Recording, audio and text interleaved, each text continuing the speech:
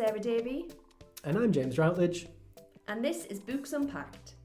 Join us as we chat to people from across the publishing industry to unpack the life cycle of a book. Pop the kettle on, get comfy, and we'll get started.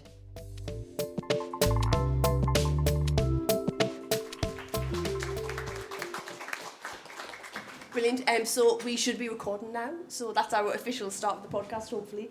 Hopefully we've got something. There's a red light there. There's a red light over there. James can sit down and relax a little bit. And David and Julie, just thank you for your patience. We appreciate it so much. More than you can imagine when we thought we were going to be like phoning in from the A69 in. So yes, 20 minutes ago we did not think we'd be here on time. So thank you all for joining us so much. So David, Julia, thank you again for coming out today. But mostly thanks for agreeing to take part in what is otherwise a slightly different event format. You're very welcome. Pleased to be here. So, what we really want to do is obviously we're talking about the life cycle of a book. We're talking about people's experiences of getting into publishing, as well as those who, like yourselves, have been in publishing for a little bit longer. And you've got various experiences with working with much larger publishers, as well as some slightly smaller ones as well. And also, through the lens of children's writing, it's just a little bit different to maybe some of the people we've spoken to already. I know Sarah, before we started, talked a little bit about Chris Riddell, and he spoke beautifully about kind of, as an illustrator, his journey into publishing and how kind of difficult that can be. I was wondering if we could maybe start with maybe the first steps for both of you. As authors, as writers, how did you first branch out into publishing? David? You go first. Second? Yeah. I suppose, as a writer, I began when I was a kid. I just began writing, and I used to make my own books, write them on bits of paper and fold them into books and put a title page on them. And I'm still doing the same thing, basically. But when I began as a short story writer, and I published in little magazines, tiny magazines. So the importance of small presses was crucial to me, I think, to both of us in our development. And so I published short stories in magazines that were probably read by 50 people. And then I had my first collection of stories published by a small press, by Iron Press of Colour Coats, who were kind of magical for me. And gradually, it took a long time. The first novel I wrote took me 5 years to write and was rejected by every single publisher in Great Britain. And then people said, "Are you going to do something sensible now?" And I said, "Yeah, I'm going to write another book." And I just kept on going and kept on publishing in little magazines, small presses, little bits and pieces on the radio. But you just keep on going, And then I wrote a book called Skellig, and bang, it's just... And that came really quite early on in your career, though, wasn't it? That was was that mid 90s, and was it Iron Press was published in like 1985 or something, wasn't it? The first Iron Press was 85. The second one was 97. So it shows the difference between two little books of short stories. And then 98 Skellig came out. Wow. Okay. And it was after I published the stories. I tried to publish novels, and then Skellig came out, and then suddenly. And I waited for the review that would say an overnight success. And it came out. We've all heard of that. 20 years. But that's the thing so much with writing that we forget. We'll go, "Oh, I'm going to write a book," and then we write it and it gets rejected. You go, "Oh no!" But it's not very often the very first thing that we write that is the thing that kind of makes our name, is it? No. There's a lot of work that goes into getting to that stage. And you just, you have to do it because you're driven to do it. Yeah. You do it because you love it, and even if nothing had happened, even if I was still writing for small presses and getting published and things like Iron, I would still be doing it. I'd still be doing it. It makes no difference. Of course, it makes a difference to your life, but in terms of the writing, you just write because you're a writer. Yeah. Julia, how's your experience differ to that? Well, I wrote as a child. I wrote all the time. I wrote poems and stories, and just something I did. Then I went to university and I wrote academic essays, and I kept on that path, the kind of academic path. But I knew there was something missing. And at one point, one of my sisters, in fact, who was an artist, showed me something she kept, which was a design diary, and she would draw and stick things in. And I was fascinated by that, and I thought, I need to do something like that, something creative, but that's with words. And so I started writing in a journal and sticking things in and drawing and doodling, and I still do that now. But that's how I started getting that kind of feeling of my own creativity, as opposed to the kind of academic writing I was doing. And then I started writing short stories, and I always thought I would be a writer for adults, and my first success was winning a competition and being on the radio with a short story I'd written, which was for adults. So I suppose I don't know how I moved away from that into writing. I suppose I'd always immersed myself in the world of writing for young people in the sense of reading. So I read avidly, as probably lots of you did as a child. And when I, in fact, was doing my first degree, I wrote a thesis about Alan Garner. And so I think there's always been that thread of me that was still connected to the child reader, the child I once was. And when I actually started working with young people in the school, I started thinking about writing fiction for young people that would feel more relevant than the things that I was having to read at that school with the children. So they were a very important part of my moving away from writing for adults to writing for young people. Yeah. But getting published, of course, is another thing. So I was writing, and then eventually I wrote something that I felt ready to show to the world. And I did wait a very long time. How long between writing and sending it out into the world? Well, quite a few years. Sure. Yeah. And then I sent it to an agent, and she loved it. Right. And she sent it to a publisher. And the first publisher, she sent it to two. She sent the manuscript to Puffin and to Bloomsbury. And Puffin made an offer, and that was like the most magical moment. And that was my first novel, called Blue Moon, published a long time ago, 2003. So that was the beginning of that trajectory of being a writer for young people. That's amazing. It's something that's really interesting. And what happens in these conversations is I think of something completely off topic, but because I'm working on like a children's book festival at the minute, I didn't realise how many children's authors write with lots of different publishers depending on what you're writing. Yeah. So how have you found that over the year? Because obviously that's great. First book, Puffin, is like, yes, that's amazing. Yeah. How have you both found...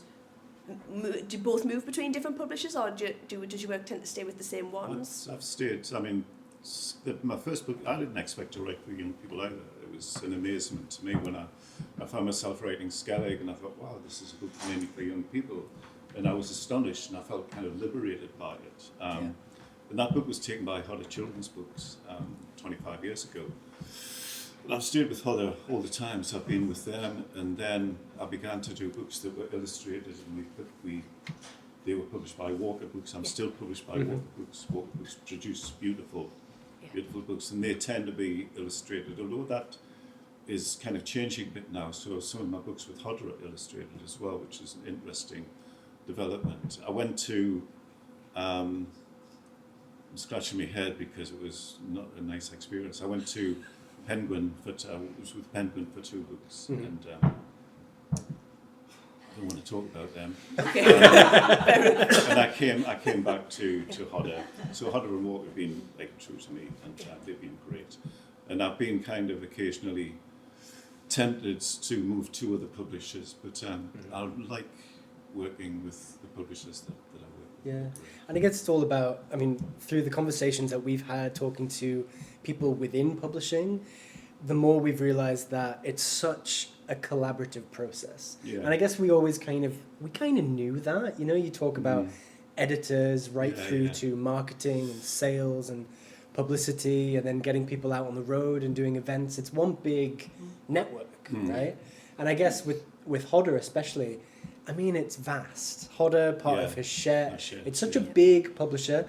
I mean, arguably pretty much the same level as Penguin now, I'd say. I mean, how have you felt working within such a big company, but being, I mean, Skellig in particular, I mean, certainly one of their lead children's titles. Yeah. and for a long time, and it's still doing as well now as ever. 25th anniversary edition last year. Paperback's just been re-released, and again, illustrated. Yeah. I mean, how's your relationship been within a big company, but having that brand loyalty, as it It's were? always felt as if I'm not with a huge company. Yeah. That's nice. So when I was taken on by Hodder in the first place, I had a wonderful editor called Isabel Boissier, and it really was like a little family inside this huge company, and then the company being ever more huge when it was taken by Hachette, and Hachette just kept expanding. But there's still the feeling that you work with a small group of people within that huge organisation. It is, I guess, becoming slightly more corporate as time goes on, but there's still that sense of being close to an editor, close to a PR person, Emily Thomas, who's fantastic. And it's the same with Walker Books, my editor there. Jane Winterbottom is fantastic, and a great designers. And so you feel as if you're in a small place inside a huge thing. Of course, the huge thing brings lots of benefits, but the benefits of having a relationship with an editor and a designer, for instance, is wonderful. That was one of the things about Penguin. Well, that's something that we've realised as we're going along, that so much of publishing, especially for the authors and writers and illustrators, it's a relationship that you build sort of over time. It's not just transactional, it's better if you have an agent and an editor that you trust. What's your experience been, Julia? Well, I had a wonderful time with my first editor at Puffin, Yvonne Hooker, and then, as so often happens, she retired. So editors tend to retire or go on maternity leave, in my experience. So anyway, my next relationship with Puffin was not so happy. So I did two books with them, and then we moved to Bloomsbury. And I had a great editor at Bloomsbury, and I did, I think, 3 books at Bloomsbury, and then my editor left. And then, so I moved on to I had the same problem with hairdressers. Yeah. So Oxford University Press were next, and they were great. And then there was a massive shift of emphasis at Oxford University Press into more educational rather than standalone wonderful novels and picture books. And so I moved again, and I followed my editor, who'd been fantastic at OUP, Liz Cross, and she went to David Fickling Books, who are based in Oxford, and a small independent publisher. And I have stayed with Liz, and Liz has been very loyal to me. And now my most recent 2 books are with David Fickling, and that's been a completely different experience to my experience with the big publishers. Sure. Yeah. Yeah. Wonderful, I have to say. They've been fantastic. Yeah, really, really fantastic. And it's like a small, well, it is a family. It's mostly, they're mostly Ficklings. Yeah.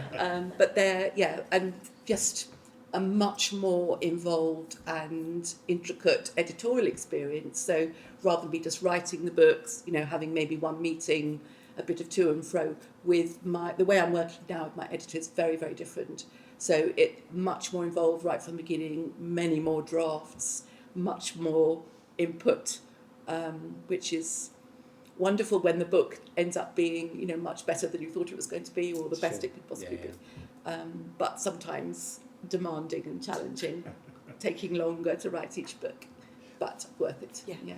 And fantastic marketing department, I have to say. Fraser at David Fickling Books has been amazing. Yeah. Truly wonderful. And I feel like you can tell that from the shop floor. I mean, you can tell. I mean, for both of you, really. I mean, when a new book comes out, you really see it, and it is really visible. And I was wondering, we see a lot of your books in the Northeast. Yes. And if you're walking through Newcastle, I mean, you are seeing your books everywhere, which is amazing. And there's a great range of independent bookshops in the Northeast now as well. Yeah. And obviously they want to be as loyal to both of you as possible because you're so local to us. Yeah. I mean, has that kind of rippled through the UK, do you think? I mean, is the publisher working just as hard for you elsewhere?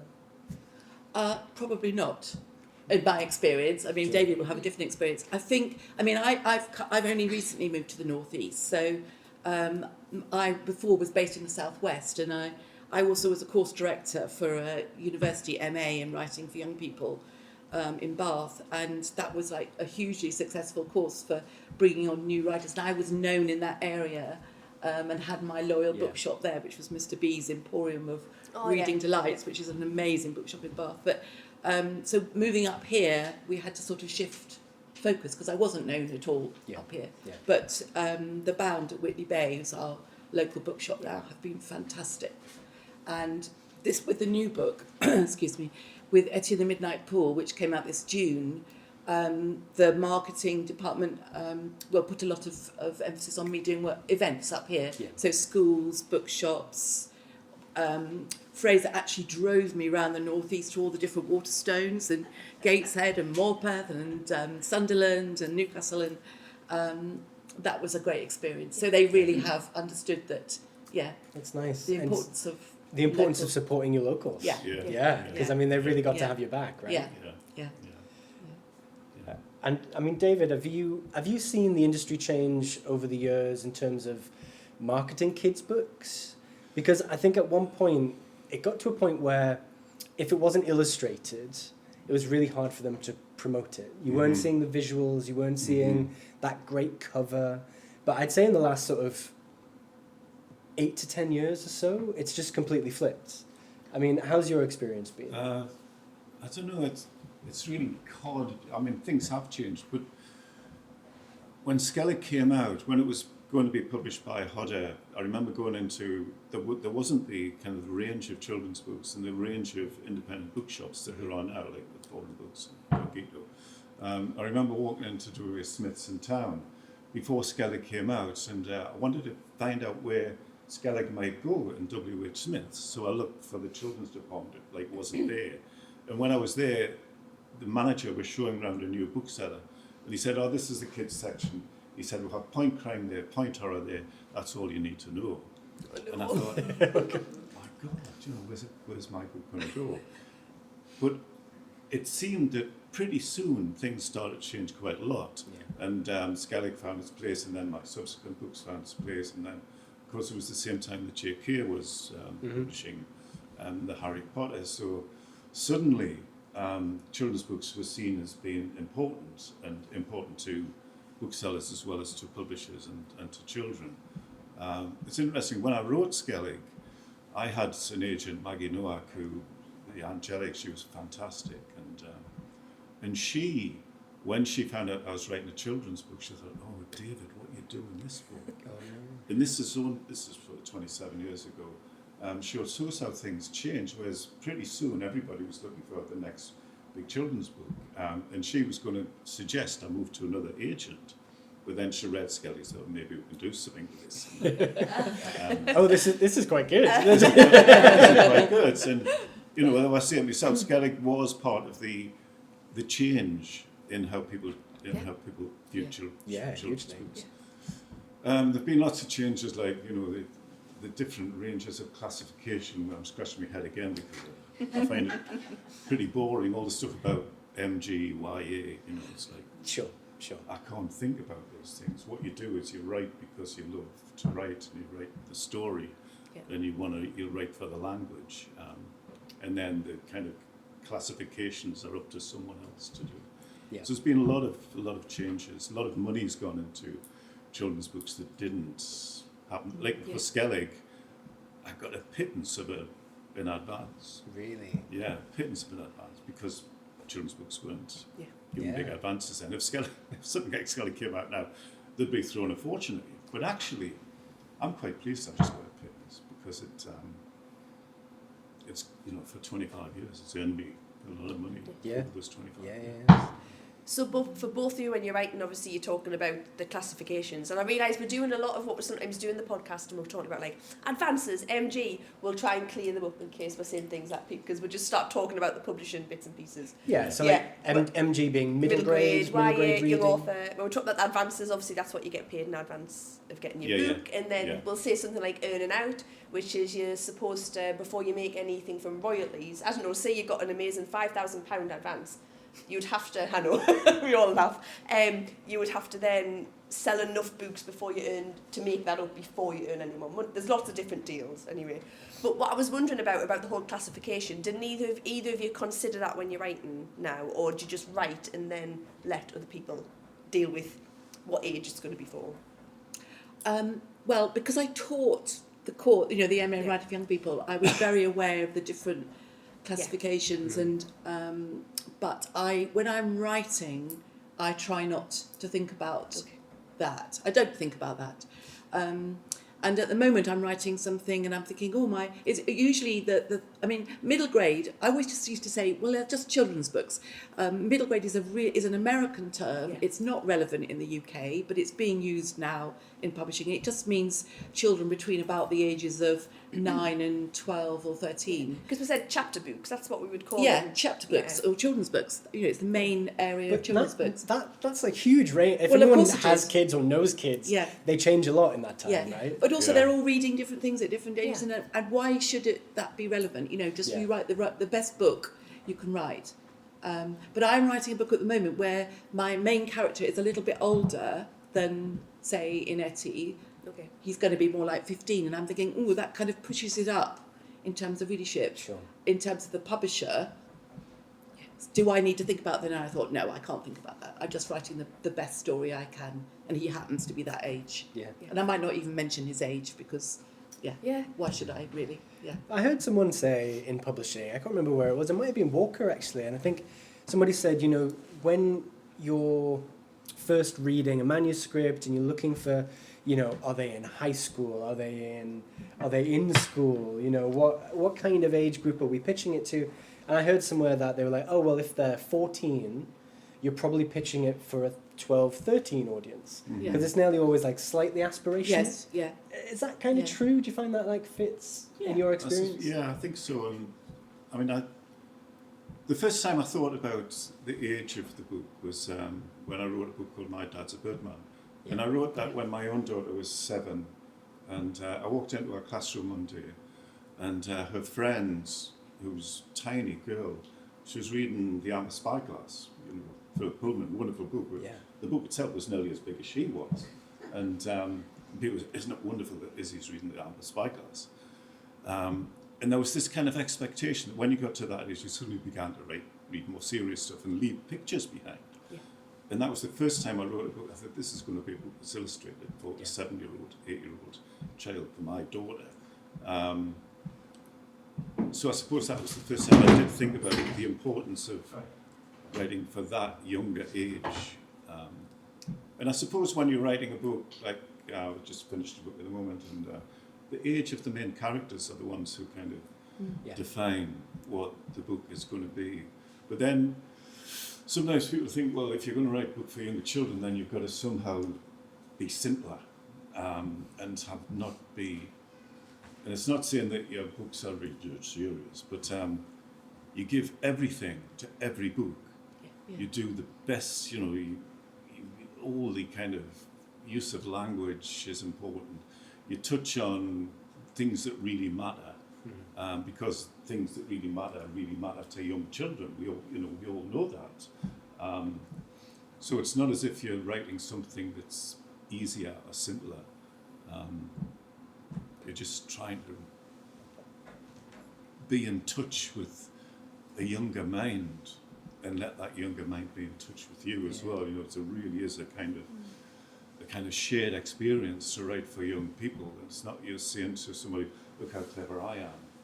You're working with a young person to say, look how clever you are, look how wonderful you are. This book is something that we both share, that we're both creating. Mm-hmm. And it's something that they want to read, because that's the main thing because I do work in schools now, is like trying to encourage people to read. And if we say, you're this age, you have to read that, that's not going to work. No.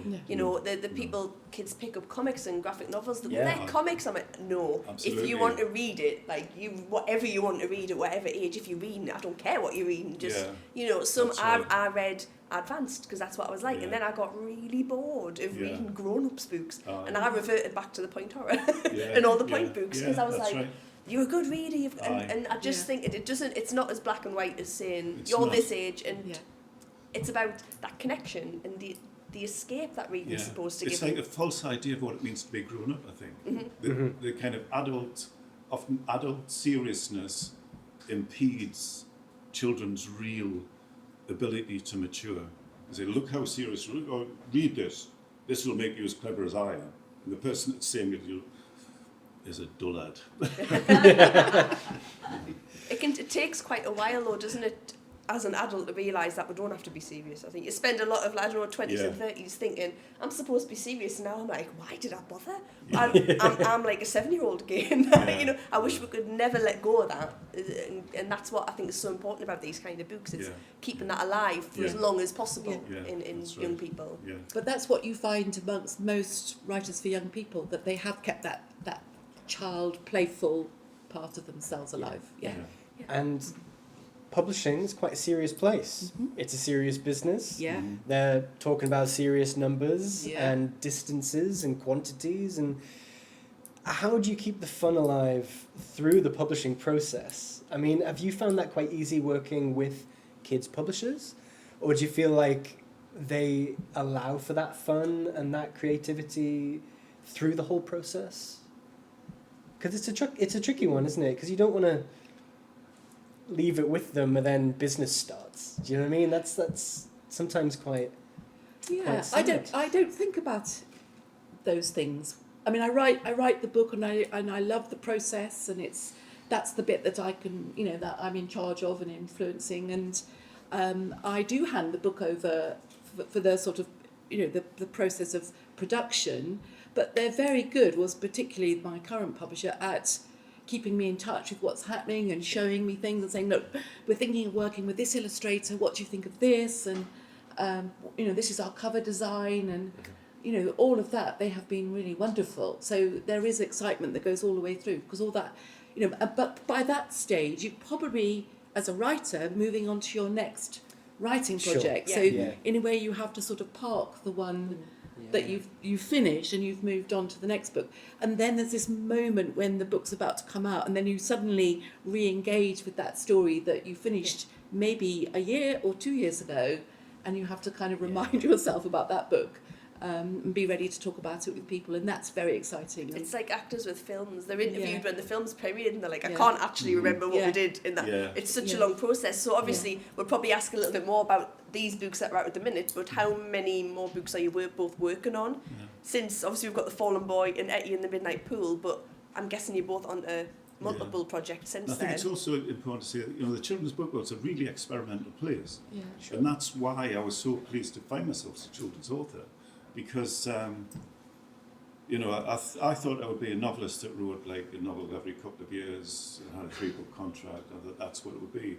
And I look at that idea now and I think, God, that would be really boring. We both work in many different ways, and, to collaborate with a wonderful artist, this book's just come out with a wonderful Irish artist called P.G. Lynch. To be able to collaborate with a wonderful artist like P.G. Lynch to make a book is a great kind of privilege. And often when an adult author collaborates with an artist to produce a book, there's a big fuss made about, oh, well, look what they're doing, isn't that really interesting? If you just allow yourself, I'm not saying to us here, but if they would allow themselves to look honestly at the children's book world, they would find all amazing kind of collaborations going on all the time. So there's this seething creativity and experimentation constantly, despite the fact that these are big, massive industrial publishers.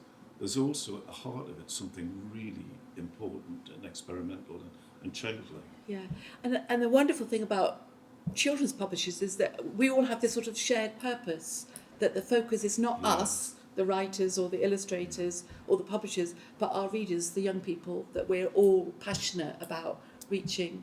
So it is a kind of passionate industry. That's so reassuring to hear. Like it's what we want to hear, right? We want to hear that these publishers still have their audience in mind. They really do. Yeah. Really do. Yes, and love children's books and love young people and know how important it is that the books we read as a child are the books that stay with us forever. You know, it's so important. And I think we all know that and absolutely. feel it. Yeah. But it's because what we do when we share, when we're, you know, we have people who, I'm an eternal auntie, and I've got the books, I always buy Each Peach Peplum. Yeah. Because that's the one that I remember, and it's the one I always buy. I'm like, there, you bestowed the book from Auntie Sarah.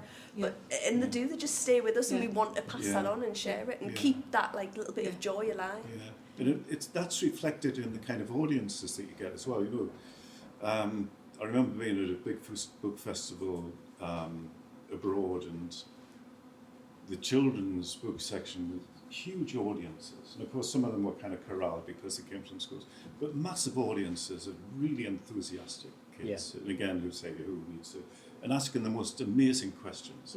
And I came out of one of the sessions I did, and there was a really distinguished adult novelist came up. He said, you're so lucky, you writers for young people, aren't you? I said, why? He said, look what you get. You know, look at the enthusiasm, look at the questions that you get asked. It really is, and that's what keeps us alive, really.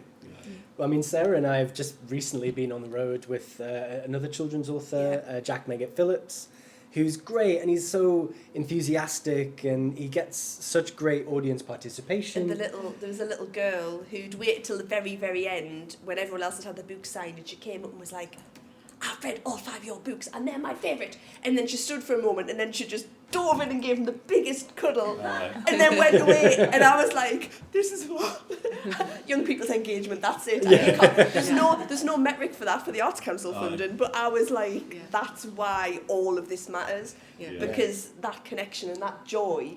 When you're a reader, like we're obviously all readers, we love reading, that's why you do all this stuff. And going into schools is when you get some of your most honest critiques as well. I mean, we've heard all sorts over the years, hands up saying, you know, how much do you make?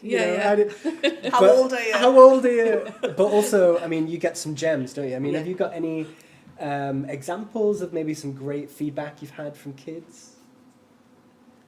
That's a bit of an on-the-spot one, sorry. I had,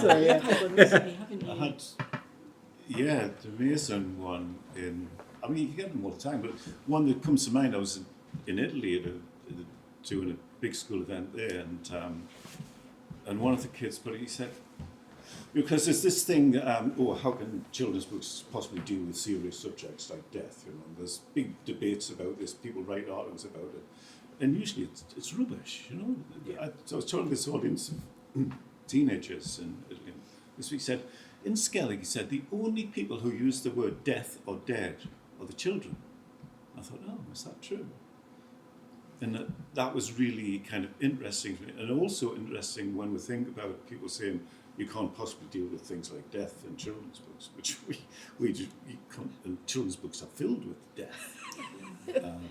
Not just death. But this boy, not just death and life. But this boy had spotted this really interesting fact that the adults don't say the word dead, but the children use it. That's really profound, though, isn't it? Yeah. Like, for any age to read into that is amazing, isn't it? But to get that from someone quite young, that's amazing. But that's what they see as well. That's the thing when you talked about, children's books are seen as easier. They're not, because children are the ones who will see through anything. Like, I don't want to use it, but if there's something that's, they'll see it.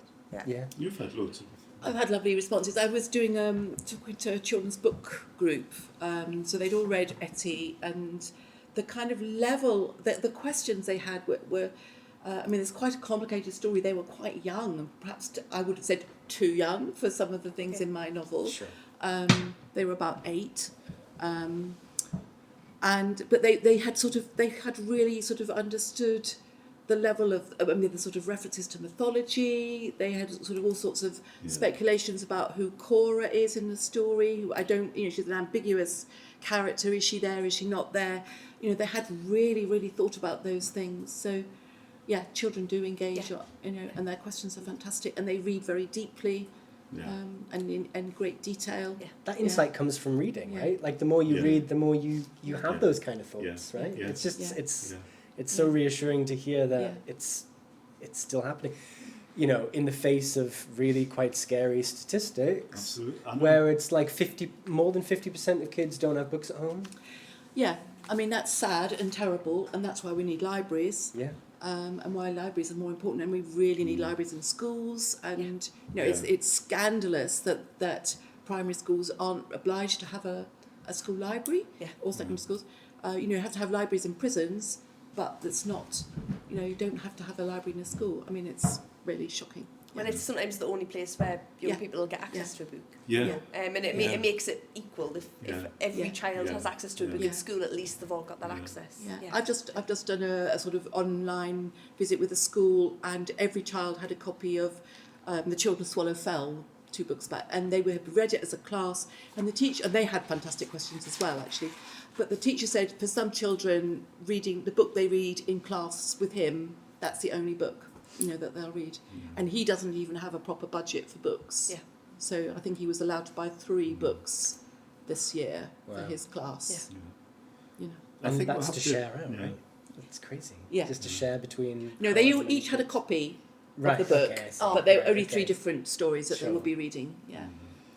I think it's important as well that we kind of emphasise our hopefulness, and the fact that when you see all these articles in the newspapers about how kids don't read anymore, it kind of gives an excuse for people to say, kids don't read anymore, do they? Kids are boring.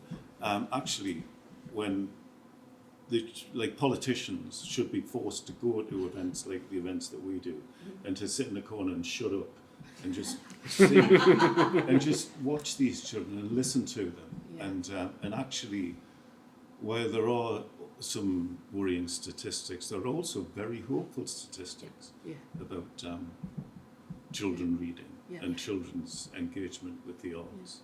But we should also ask the question about how many adults are reading, and like if we don't see adults reading, that's an issue, isn't it? It's about seeing ourselves always, isn't it? Reflected. It's and that's what we need to do with the young people. I know we're going to talk a little bit about sort of being inclusive, but I think it is just about the more that's published and the more stories that are published, the more likely you are to find that young person who maybe hasn't found the story for them.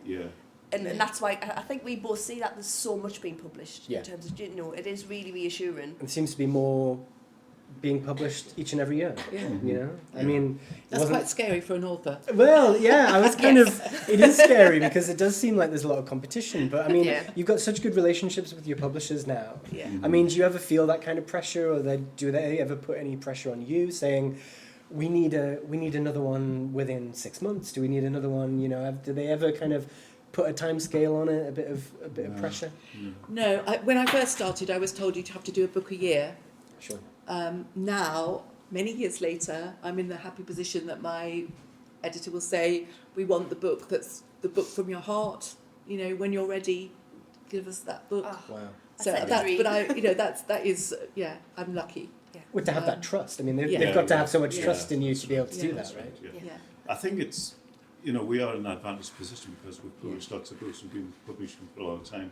I think it's often much more difficult for young writers who do get a lot of pressure put on them to kind of produce a lot, but also I suspect that editors are maybe a bit more specific in what they want from books these days. Sure. It's like Skellig was my first book. I wonder if Skellig would come out as it is if it was published now. I think some editor would go, there's too much about William Blake in this book. You can't have all this bollocks all the time. Too much rheumatism. But we do see a lot of publishing is getting published is like the right person seeing your book on the right day with the wind blowing in the right direction. And if it was a different day and they were, I don't know, had a cold or they didn't get there because of the snow, it might not happen. And so much. That's right. But I think the right stories do get, but you are right. Like the landscape changes, and you do wonder, don't you? What would?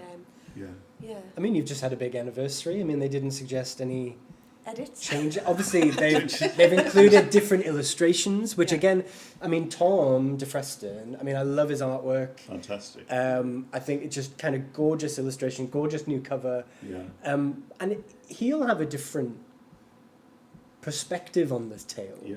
So that will change the way that people view it going forwards, won't it? Absolutely, but that's like when any illustrator comes in, it's their vision. It's not their coming in to just like dab little illustrations at your book, especially with someone like Tom DeFreston. It's like a shared vision. So, and this, the first time that Skellig had been illustrated, I was scared. I thought, there's a danger of illustrating any book, especially something that's kind of with such a long life as Skellig. But Tom did something really amazing with the illustrations. Yeah. I mean, I meant to touch on it earlier because you talked about working with illustrators, but actually both of you have worked with illustrators for quite a bit of your careers. I mean, how's that experience been? Do you get much input? Do they kind of just show you a half-finished copy and you hope it's okay? Like, how does that work?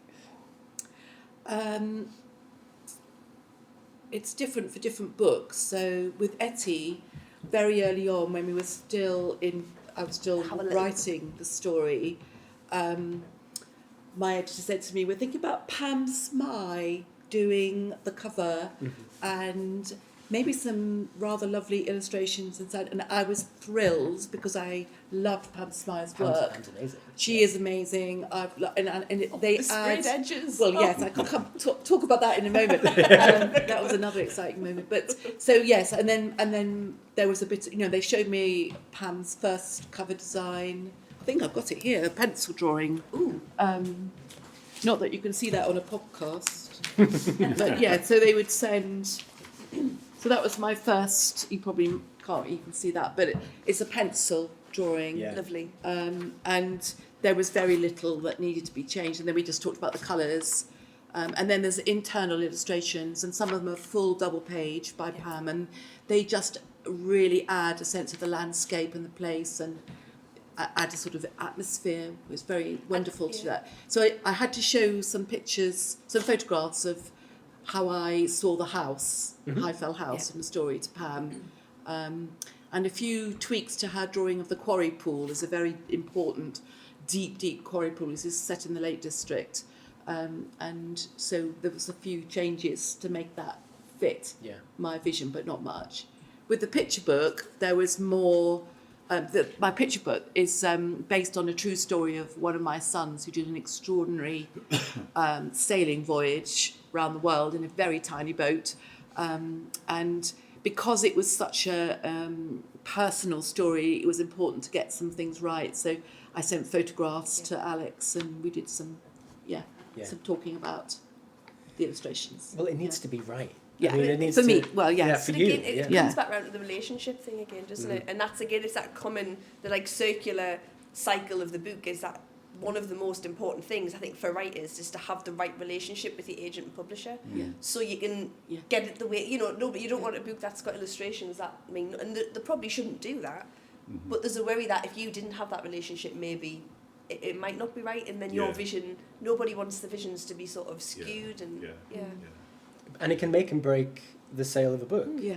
If the illustrations don't gel with the book itself and what it's about, people might just not pick it up. It's a cutthroat world out there, and the covers of books are looking better than ever. Yeah. And if yours isn't enough to pick it up, it is tough, isn't it? Yeah. right. So the one that you have got with you, David, is it not Mike and the Blackbirds? Kevin and the Blackbirds. Sorry, I was trying to read Kevin. Blackbirds, Sorry. Because you were going to hold that up earlier, but I'm trying to do a bit of audio description for the podcast. It's beautiful. So it's amazing. It's absolutely gorgeous. So what was the process of that, getting the illustrations alongside the writing of that one? I wrote the story's based on an old Irish legend, and which I've always loved, and then wanted to write a book about it, and it had to be a picture book. And so I set to and wrote the story.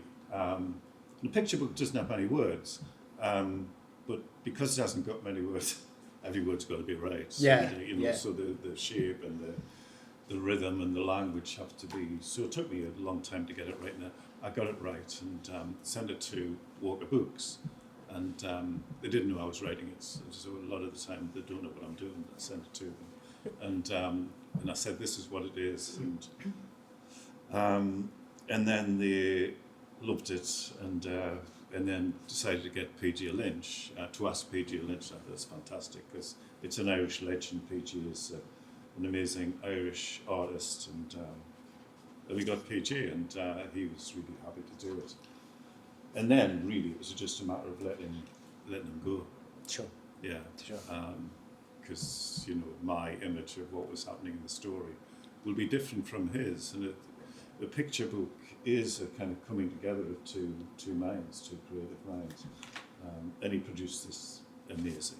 it helps when your illustrators come with such good credentials. Yes. Do you know what I mean? Like Yeah. such a good sort of Yeah, backlist of their own that you can feel a bit safer in their own. Absolutely. So it's like getting Palm for Yeah, you or yeah. getting PG yourself. 100%, right? Because you have to be a bit worried. I mean, are you worried maybe when they say we need to find you an illustrator and you just hope, I hope it's the right one? Yeah, Yeah. and also for my picture book, I mean, I think as an adult, I have a different taste in art. Sure. And I did also have to sort of understand that we had to appeal to a young child. And so there was some, So I'm holding there it were up. two people who did wonderful illustration. I mean, there was Alex, and then there was also Britta Teckentrup. Yes, yeah. And I adored her images. I but love British. Yes, they're wonderful, but the publisher thought they were a bit too, not quite right for the age group. So this is bolder and brighter, but It's I love beautiful. it too, and it's Yeah. and children adore it. So they were right. It's interesting that you had a Yeah. choice at some point. You know, Yeah. and that's nice. Yeah. That's good Well, to I don't hear. think I probably had the final say, Sure. but I know I trust them. Yeah. Their Yeah. decisions are usually the right ones. Yeah. I'm just always curious when we're talking to authors who clearly know each other's work so well, and for a while now. I mean, have you ever considered working together on a book? Oh, Have we? Not really. Not really. We did do something together during one of the lockdown, Oh, the we first did, lockdown. Yeah.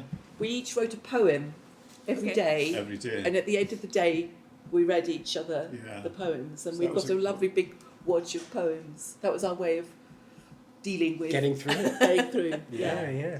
Yeah. And one of my, I think I told my publishing, and they said, "Oh, that would be nice, interested." But we said, "No, it's Yeah. just for us." Yeah.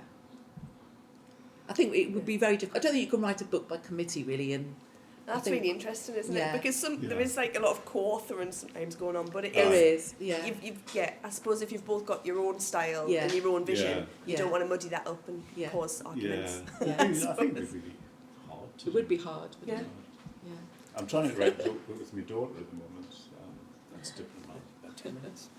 So I'm just checking the ticks. I have absolutely yeah. no references to what the time is. I don't know what we're in the middle of. Well, actually, yeah. I mean, we probably have about 10 minutes left, and we are quite happy to open the floor to questions.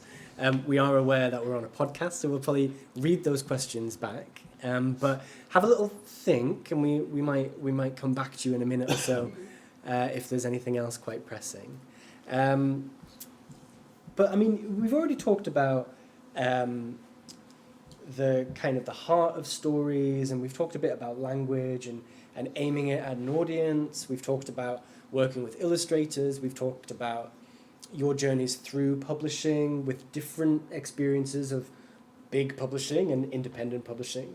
And throughout all of this, you've mentioned place a lot. I mean, how important is setting when you start writing a book? I mean, does it ever begin with a place and then it goes from there? Or, I mean, you'll both have different experiences with different books, so it might vary. But have you got anything? Yeah, I Any mean, examples? place is really important. I think in all my work, where it's all set, and you sort of, I spend a lot of time in notebooks trying to kind of fiddle around with the place, and a lot of my books are set here in the northeast, in the northeast, in Tyneside, Northumberland, and it's not exactly like Tyneside, it's not exactly like Northumberland, it's a kind of fictionalised, reimagined Northumberland. But when you're, as I am, kind of so attached emotionally and imaginatively to a particular place, it's like stories flood into it. So if I thought, think of a murder story, well, the murder story happened. What happened at the bottom end of Felling, down by the riverbank? So automatically the stories find their place. And sometimes the stories come from looking at a particular place. That's the perfect place to set a story. Yeah. So place is really important to me. Yeah. And Julia, are you the same? It's very important to me too, yeah. So Etty and the Midnight Pool did start with a real place, walking in the Lake District, through Fletcher's Wood. There's some of the places I name in the story. Yeah. There is a real quarry pool, but I haven't actually dived into it and swum into underwater caves and all the dangerous things that Etty does. But It's something about a real landscape, solid and one I've walked and know and experienced. That's where the stories begin. I start thinking, well, what could happen here? What might happen here? And those questions lead to it's place and it's a character, and then the story begins to come. So I think, you know, I've set stories. I usually set stories in places I love. So they're often remote islands or sea. The Yorkshire Dales is the setting for the Children of Swallow Fell. I had an actual map pasted into my notebook, you know, because I could make sure it all work. But then I slightly changed the landscape to suit the story. So you can't exactly walk the paths that are in the story. It's quite a nice way of revisiting those places. Yeah. But you have to spend a lot of time when you're writing a book. You might as well spend the time in a place you love. Or suggestive story. Does anyone have any questions? Yes? You alluded to it a little bit about working with illustrators. I'm just wondering, did that change your personal perception of your characters when landscaping your books at all? I've heard of that happening with authors that got really famous and had it made into films, like all and they say that their character now looks like the actor. Does that happen when you've got an illustrated story? That's a great question. I'll just repeat that. It's very much about working with illustrators and how your perception of a character or place or setting or theme might change once you've seen it visually represented. I think, but also to add to that, it's just any adaptation. It's like movie adaptations are a big thing, aren't they? Yeah. How does that feed back into your work? That was one of my big worries when they said we talked about having an illustrated edition of Skellig, because I thought, if 50 people read Skellig, there are 50 Skelligs. The danger is that you'd get an illustrator who tries to portray exactly what Skellig is like. But Tom did this weird, really wonderful thing that you can't actually define, even through Tom's artwork, exactly what Skellig looks like. He still allows room for your own imagination. But then there was a movie made of Skellig some years ago. And the danger of a movie is, of course, that he's on a screen. Everybody sees the same Skellig, and I think that has influenced how some people see Skellig from the book. But it hasn't been a problem with other books, because the illustrations have helped, I think, people to imagine. I've never had any problem thinking, oh, it's making them see things that I don't see. And that's the value of working with really good artists. Yeah. I think they make deliberate decision, often publishers, not to show the characters. So, like, you know, in the illustrations in Etty, they're just about the landscape, they're about the place, adding atmosphere. They don't ever show Cora or Etty, except a very shadowy figure on the front, you know, as she's swimming underwater. So, I think that's a deliberate decision not to influence. You know, the book should do it. Yeah. It's one of the big differences between books and movies is when Skellig first started thinking about making a Skellig movie, and the director was saying, she said, we've got this scene. David said, well, we're not quite sure. I said, is Skellig here or is he not here? And I said, well, he's kind of both. He's there and he's not there. And he said, we can't do that in a movie. That's really interesting. It's the same with Cora. She's there and she's not there. Yeah, that's right. So if you try and portray Cora too precisely, it's like... And also it can remove the magic, right? It's the not knowing that is some of the best parts of a book. Not knowing. Not knowing's really important.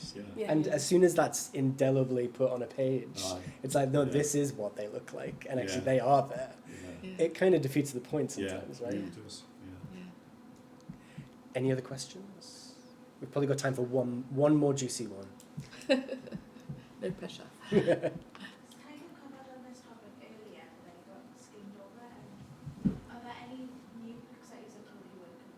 And what, sorry? New books you're currently working on. So what are you working on at the moment, both of you? I've just finished a book. I've just finished a book. I find it hard to say because it's real. It's called Ollie Mitchell's Ghost Train. It's about a boy who takes the family caravan and turns it into a ghost train. Sounds amazing. It is amazing. But straight away, I've got a picture of that in my head straight away of what I think that might look like, and that's the magic, isn't it? It shows where stories come from, because actually it came from, I was at a photography exhibition in Leeds with my daughter by a wonderful photographer called Peter Mitchell, And I looked at one particular photograph, and immediately it was like it unlocked this whole story. Yeah. It came from nowhere, from this one photograph, and I wrote this book. So at the moment, I'm not writing a book at the moment. Yeah, you are. Yes, you are. Well, You're Oh, I working on a am, book yes. you've been working on for a very long time. I am writing on a book. And again, it's an illustrated book which I've been working on for about 12 years. Okay. Yeah. So I'm doing on that. Thanks for reminding me. So no impending deadline with There's any of those? nobody knows I'm writing it. Right, okay. And Gillian? Nobody apart from us. And Yeah. it's all fine. I'm writing a new novel, and I can't say too much about it. I don't even know what the title is. It's from the point of view of a boy. There's a snow goose in it. And it's about love and war, actually, and it's very difficult. I'm having to invent a war, and I'm such a not war-loving person. It's very, very challenging. I don't want to think about those things, but of course I am thinking about them because we're all having to think about them at the moment. Sure. Yeah. Yeah. Yeah, very pressing. Yeah. But yeah, no, thank you. Yeah. Thank you both for so many insights and for kind of guiding us through the publishing journey. Because obviously what this is all about really is about the life cycle of a book, right? Yeah. And we've gone from the spark of an idea right through to submission, through to marketing, getting it out into bookshops, talking to your local booksellers for recommendations. And that in turn obviously feeds back into exciting new stories and the books that we read together, and it's just one big loop, isn't it? I guess. It's our life cycle. So yeah. Can we have a round of applause, please, for David?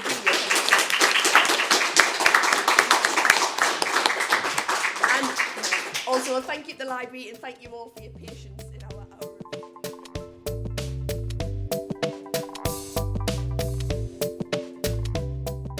Thanks so much for listening. We hope you learned something new like we always do.